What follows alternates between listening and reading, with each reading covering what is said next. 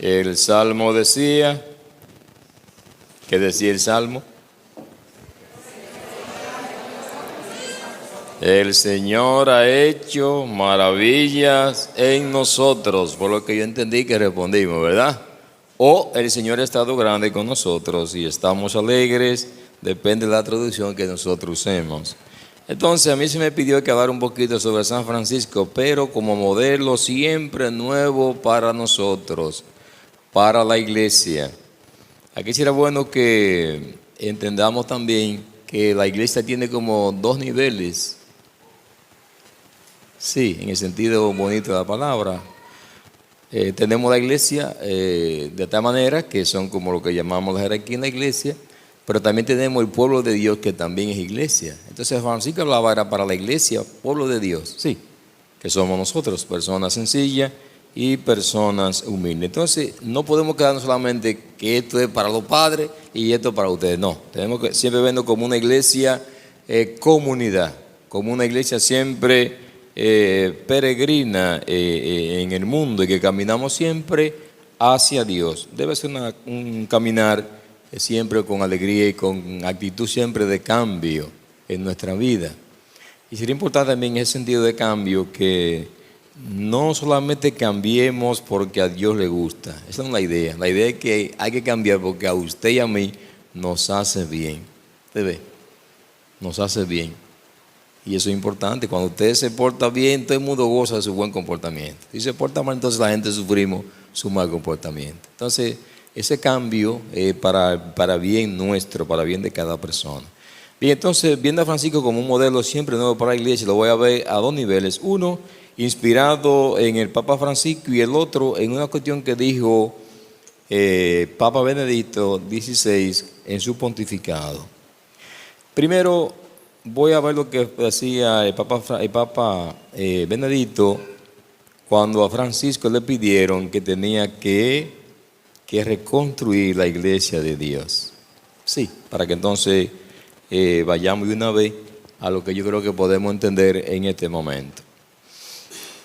El Papa Benedicto XVI en el 2010 dijo más o menos lo siguiente sobre el llamado de Francisco, que Francisco entendió que Jesús le decía a Francisco de la Cruz, ve y repara mi iglesia en ruina. Hablemos aquí físicamente del lugar de la ruina, de la pequeña capilla.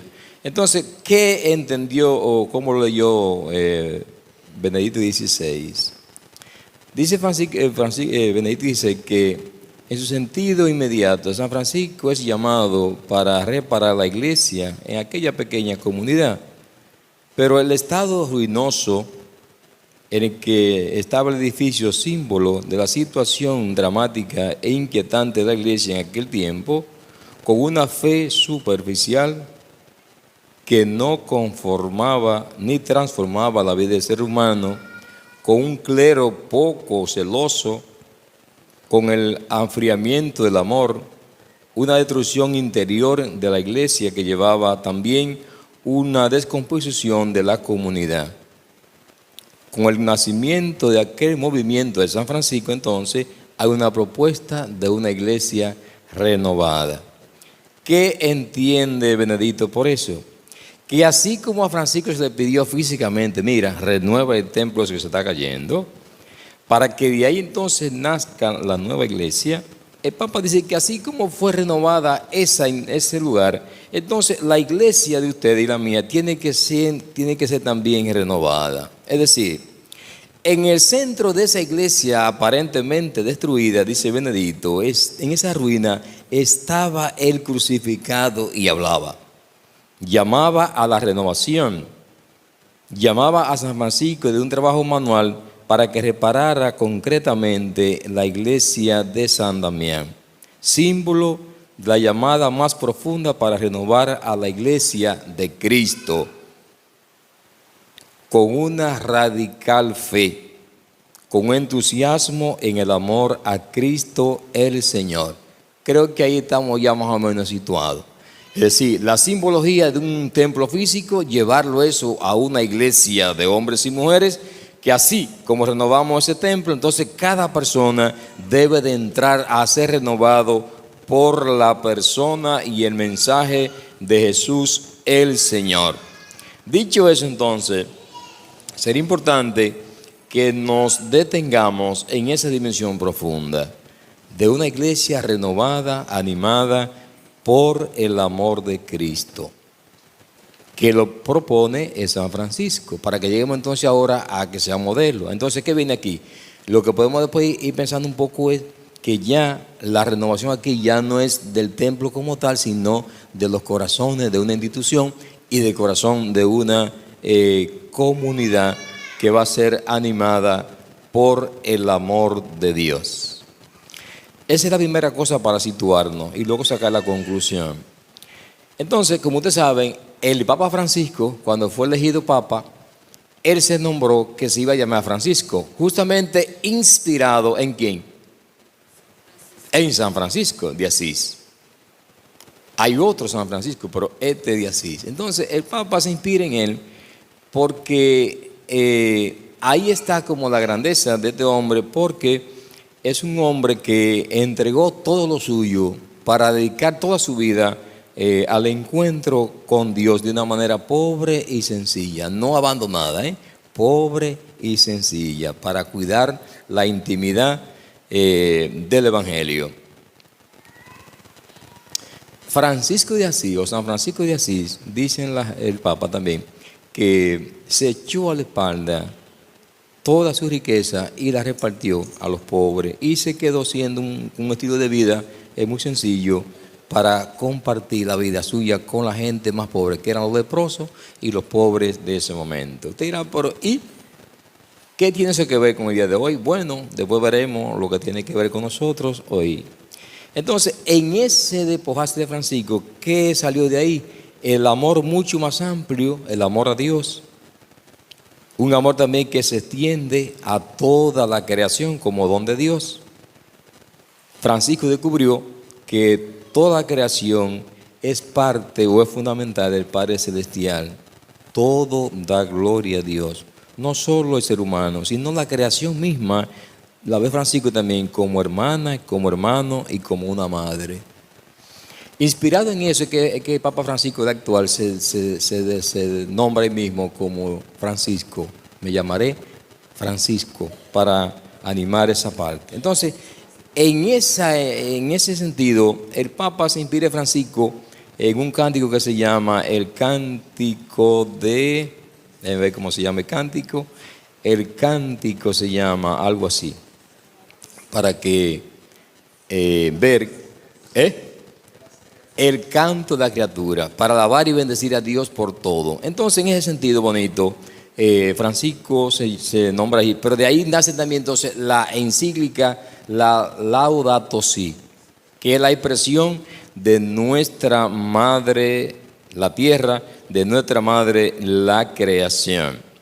Entonces, la encíclica en este sentido lo que busca es introducir el comportamiento del ser humano para ver cómo entre la creación, las personas y Dios mismo llegamos a una conclusión de vivir lo que podemos llamar la integridad. El Papa actual dice, recuerda que San Francisco con su hermano, ¿verdad? ¿Hermano quién? Hermano, la creación, hermano, la naturaleza, hermanos, los pobres. Entonces eran todos hermanos. Entonces, en eso Francisco, el Papa actual, descubre que ahí se vive lo que podemos llamar la integridad de toda la creación y de todas las personas. Entonces, Francisco o San Francisco y así, lo que busca es hacer una armonía de todo lo creado, que ya el amor no es solamente a los hombres y mujeres, sino que también hay que trasladarlo o integrarlo dentro de la creación para que vivamos esa unidad o esa armonía en todo lo que es. Entonces, en ese sentido que Francisco, el Papa, se inspira para escribir y también para llamarse lo que se llama hoy. Entonces, se trata de vivir entonces en Francisco, San Francisco vive lo que se llama una vida y una fraternidad cósmica, es decir, en todo el universo y con toda la creación y con el mundo. asumiendo una relación que lo caracteriza como hermano y como hermana hacia el cosmos. Recuerden que San Francisco también llamaba hermano a la muerte, mi hermana muerte, mi hermano sol, mi hermano luna, porque era la totalidad de las cosas. Y insiste también en otra característica que es la fraternidad universal.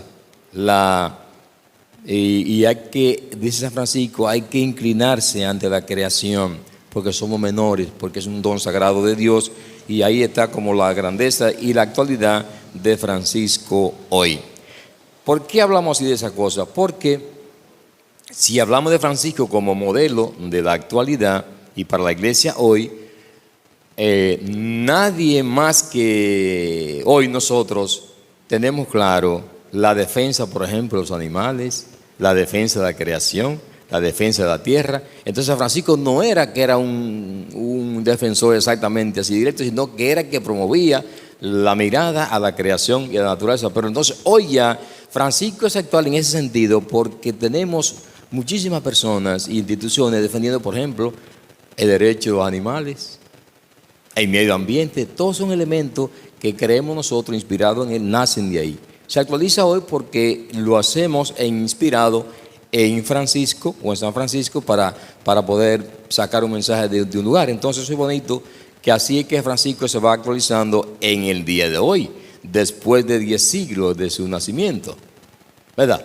Entonces por eso podemos decir que San Francisco es actual y se convierte en un modelo para con nosotros. Por eso entonces hay que sacar como conclusión que todo está unido, dice el Papa Francisco. Esto nos invita a todos a tener una madurez espiritual de solidaridad y una mirada global que brota del misterio trinitario, que brota del misterio de Cristo el Señor. Por tanto, dice el Papa, la creación de Dios, así como el hombre y la mujer, no pueden ser descartados.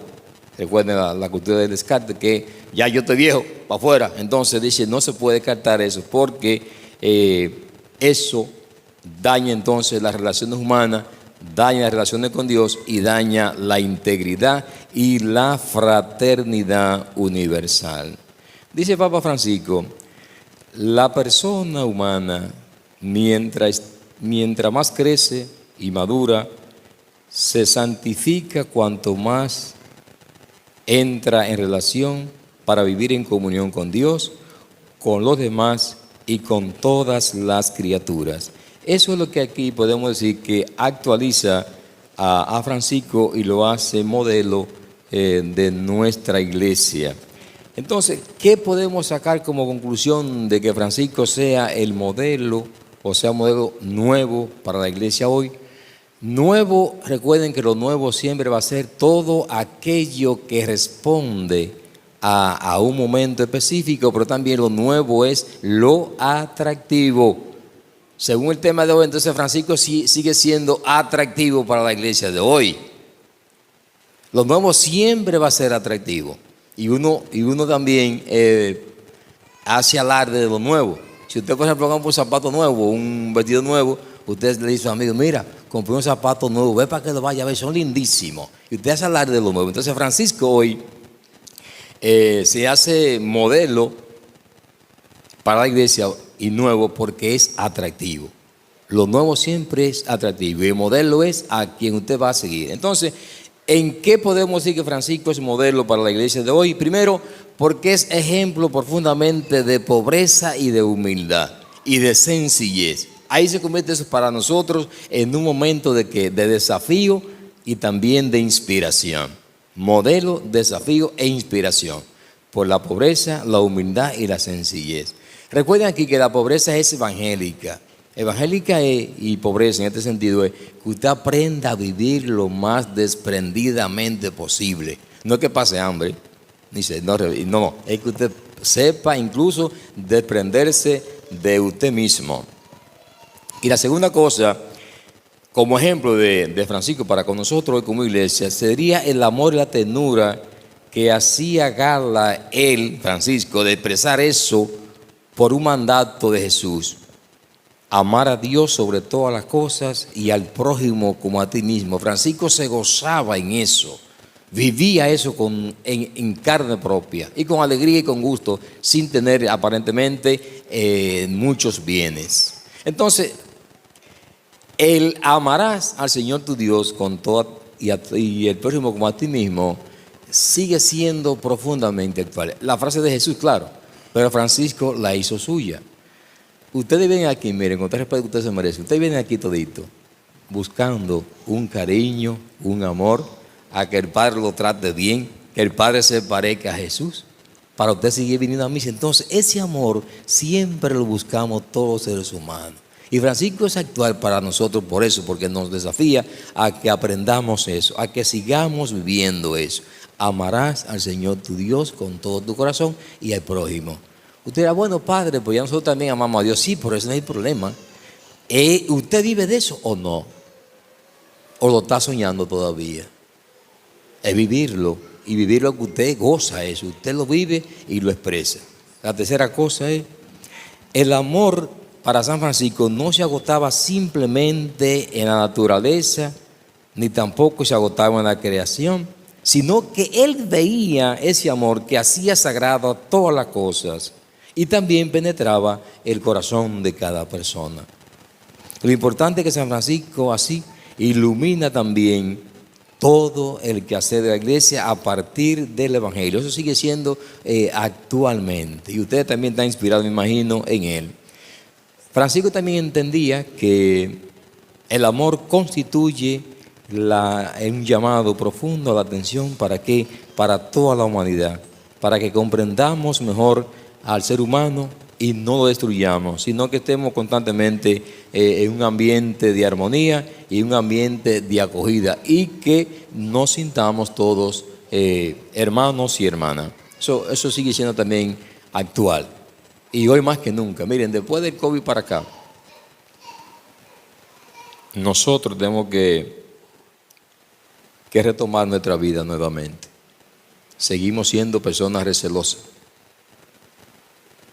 Seguimos todavía saludando con el puñito.